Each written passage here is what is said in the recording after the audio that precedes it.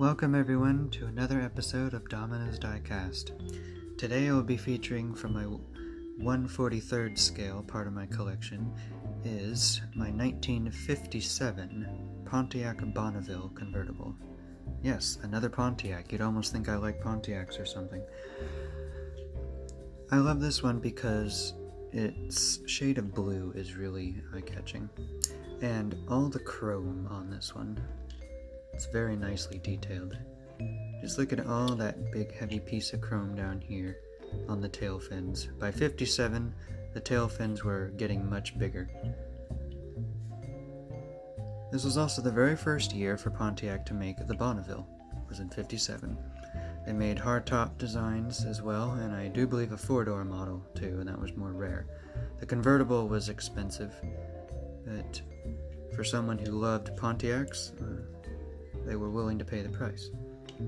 And Pontiac knew that at the time. I'll give you a little look at the front end. This model does not feature any opening parts. Here's the Pontiac symbol. The front end reminds me of a Buick. It reminds me very much of the 57 Buick that came out the same year, only just slightly different designs there. And considering both were made by GM, it really makes sense.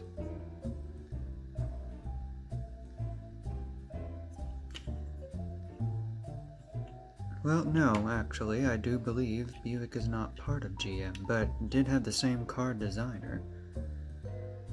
Yeah. Do not completely quote me on that, but I do believe that that is the case. They do share similarities, though, Pontiacs and Buicks of this time.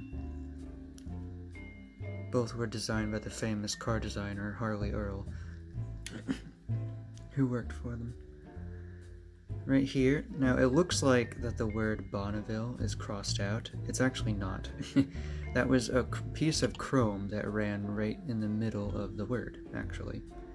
And considering the smaller scale of this car, they could only do it as much detail as possible, right there. But it still works, and you can see the other heavy pieces of chrome right here on the trunk lid. The tail fins are undoubtedly the most eye-catching part of this car, as well as that long piece of chrome right here for the two-tone. This car is mostly the shade of blue that was in, but the two-tone color was actually right here, as you can see, in between the chrome piecing and the ivory white. It's very stylish to put it there. Now this model doesn't have white wall tires, but it most certainly would have in its true form. The hood is another shade of blue. Almost kind of looks a little purple, doesn't it? Well, the top, I should say, not the hood. But you know what I was getting at. The top of the fold-down top. And there's a shot of the interior right there. A little bit designed for the scale. I like the color scheme of the seating as well. This was a very powerful car, too. It had a very large-scale engine.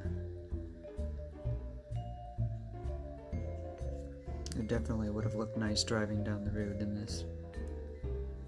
I will put up the name of the color once I look it up, because I don't have it right offhand, but I have seen the name of the color on this car. I have looked it up once before.